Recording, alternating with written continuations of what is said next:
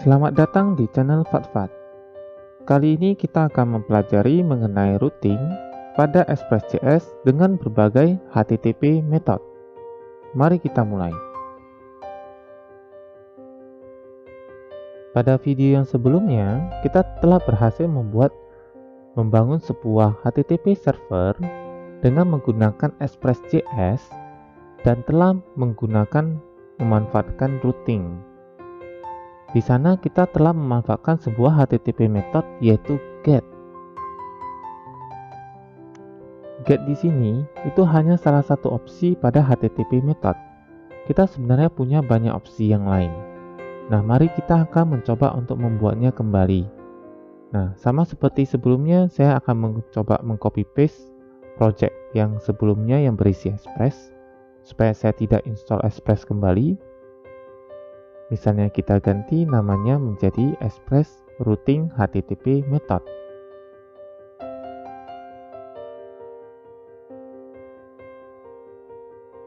Target kita kali ini adalah kita akan bermain-main dengan HTTP methodnya. Kalau sebelumnya get, kita bisa akses langsung dari browser. Nah, selain get, kita sebenarnya punya banyak opsi tadi. Nah, kita akan mulai dulu. Yang pertama, kita bisa saja nanti bukan hanya mengembalikan file HTML ataupun plain text, kita bisa mengembalikan yang namanya JSON. Karena kita akan mengembalikan JSON, tentu ada objek yang harus di return. Di sini kita coba buat sebuah objek. Contoh, misalnya itu adalah users, di mana di dalamnya ada ID dan username. Dan ID dan username yang dimasukkan itu adalah bentuknya array. Res.json langsung mengembalikan objeknya. Nah, karena kita buat dalam bentuk /users, maka kita sudah bisa akses seluruh data users dalam bentuk string JSON itu pada path/users.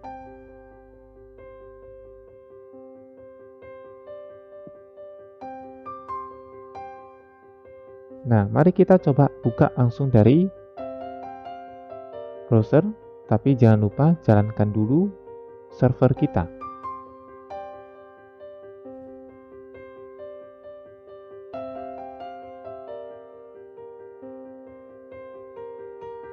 Oke, bukan slash karena tadi kita buatnya /users. Lihat, karena slash belum kita definisikan.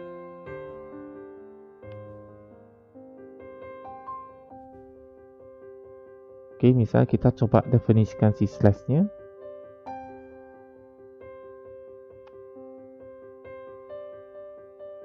Misalnya kita mengosongkan saja ya datanya. Jadi untuk sisanya semua di luar dari yang kita definisikan di atas itu akan masuk ke dalam sini dan kita tulisnya itu adalah plain text not found. Oke, misalnya kita slash ketemu not found. Nah, sekarang kita coba yang /users. Oh iya, sebagai informasi tambahan sebenarnya kan di dalam routing Express, teks yang kita masukkan itu bukan hanya plain text biasa, tapi dia bentuknya adalah regular expression. Jadi misalnya kita buat A B plus C, itu artinya B itu bisa berulang kali. Nah, ketika B-nya banyak, tetap dia akan bisa menampilkan not found-nya.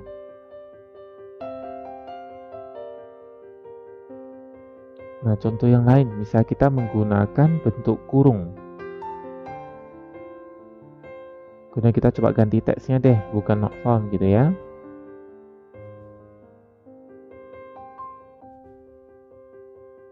Oke, kemudian selain kurung, nanti di dalamnya itu kita harus kasih tanda tanya gitu ya. Oke, yang menunjukkan nanti C-nya itu isiannya itu opsional, boleh ada, boleh tidak. Jadi yang valid ini di sini adalah ABCD. ABCD itu valid. Oke, sama ABD.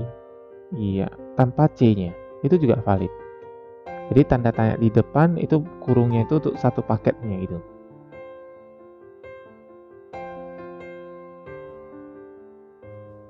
Oke, kita sekarang lanjutkan. Kita tambahkan yang not found-nya ya. Nah, not found sudah berjalan dengan baik.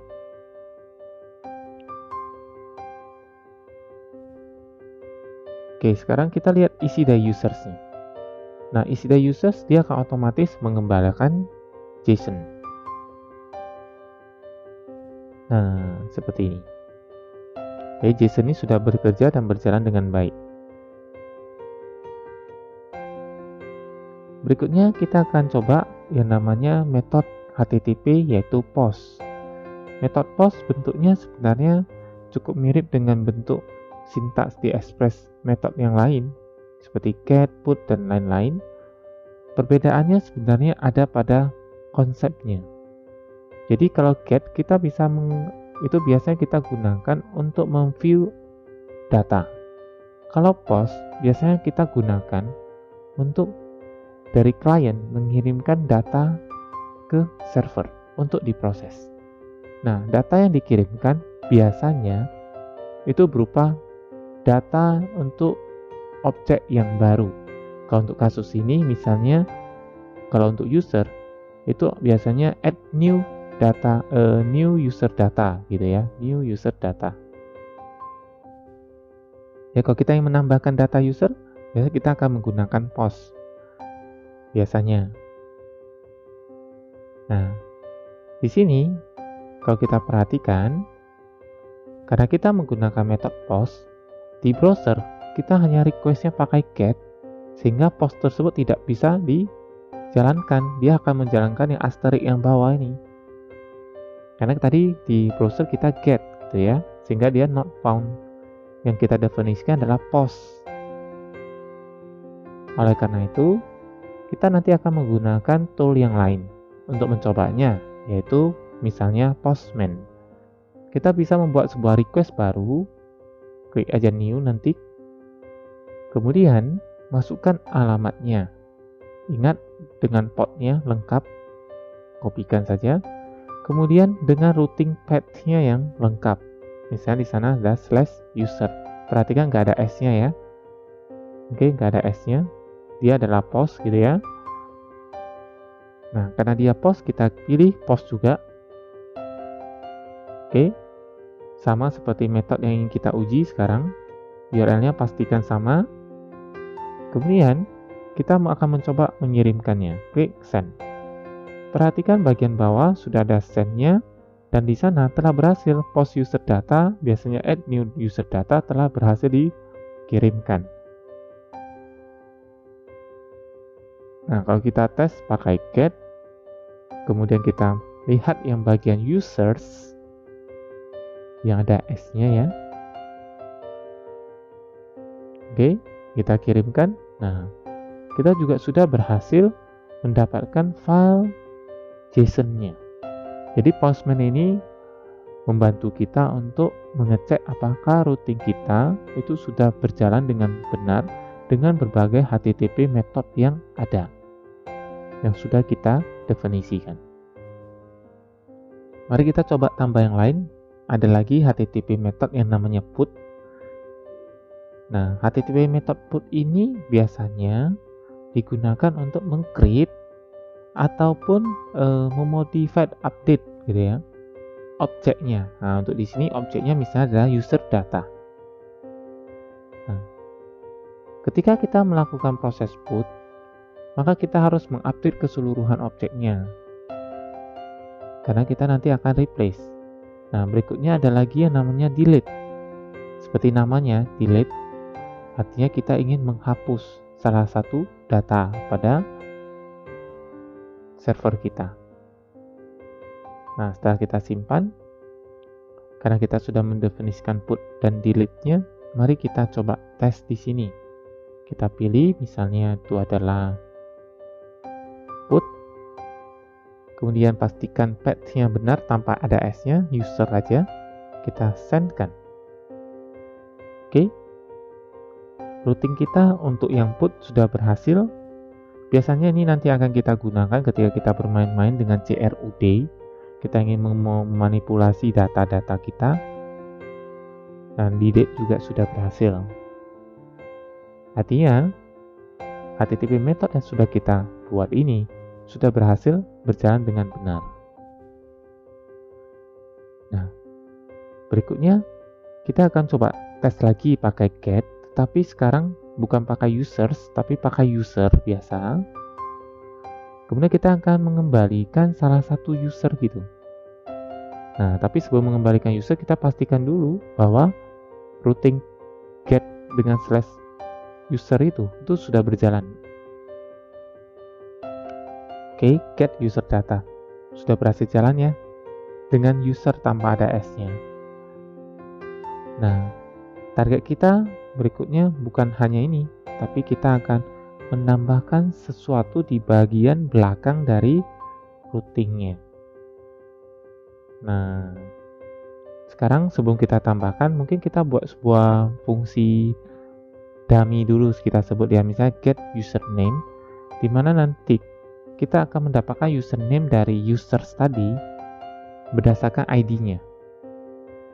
Nah, di sini saya menggunakan metode pada array, namanya adalah find. Dia akan mengembalikan objek array yang tepat gitu ya. Nah, metode ini yang nanti akan kita gunakan gitu. Nah, sekarang kita akan pelajari yang namanya parameter. Nah, parameter yang ada di sini kita punya berbagai jenis.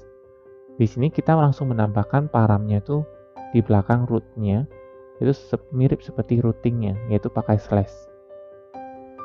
Nah, untuk mengaksesnya kita bisa langsung menggunakan request titik params, ada S-nya, kemudian titik dengan, nah ini namanya, nama paramnya.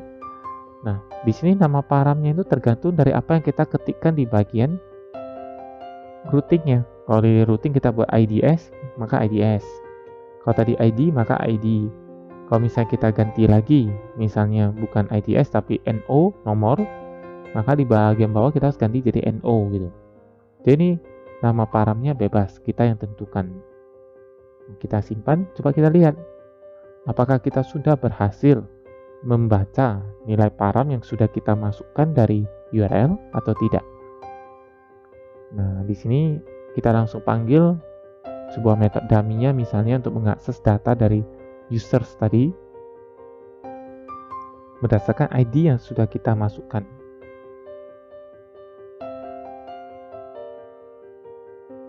Oke, bagian yang tidak penting mungkin bisa kita hapus saja. Oke, sekarang bentuknya seperti ini di routingnya. Kita akan mencobanya lagi di Postman pakai get, tapi sekarang kita pakai slash. Nah, ID-nya berapa? Misalnya kita set 1, contoh. Oke ya. Nah, nanti kalau 1, username-nya adalah 1.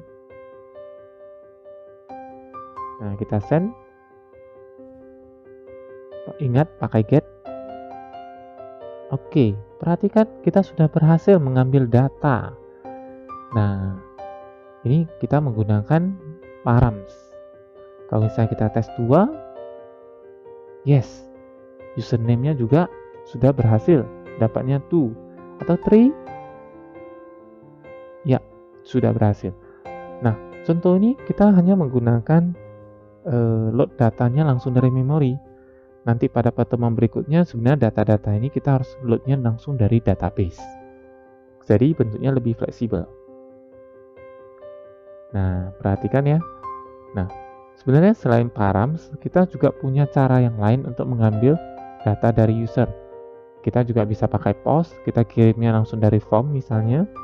Ataupun misalnya cara yang lain, misalnya kalau langsung dari URL, itu kita bisa menggunakan yang namanya query string.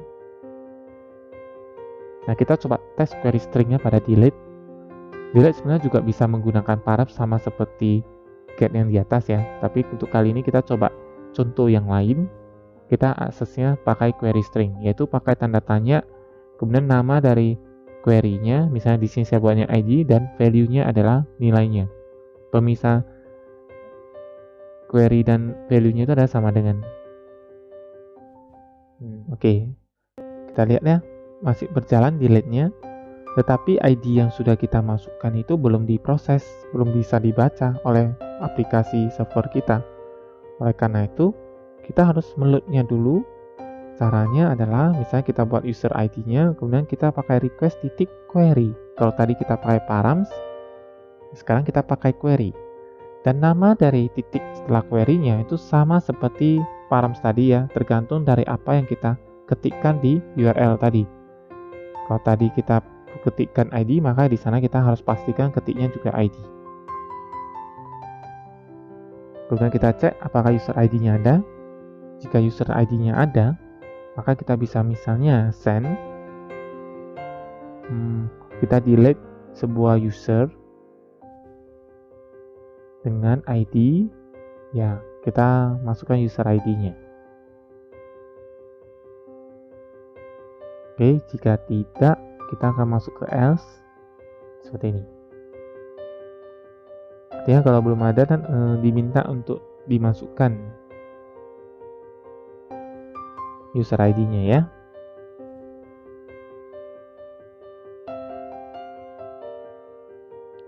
Oke, kita simpan. Kita coba jalankan lagi dari Postman. Kali ini kita pakai delete. User ID-nya contohnya adalah 1. Kita kirimkan. Yes, kita sudah berhasil nih membaca ID-nya. Misalnya nih, kita ganti ID-nya. Oke, kita sudah berhasil menjalankan HTTP method delete dengan menggunakan query string. Nah, kalau kosong, otomatis diminta untuk memasukkan user ID-nya. Jika kita nggak masukkan query string-nya.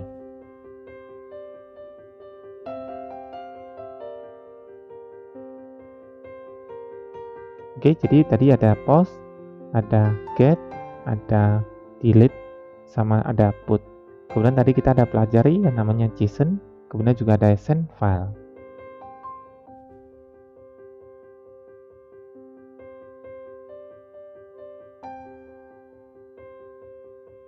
Demikianlah video demo kita kali ini. Terima kasih, sampai jumpa di video demo yang berikutnya.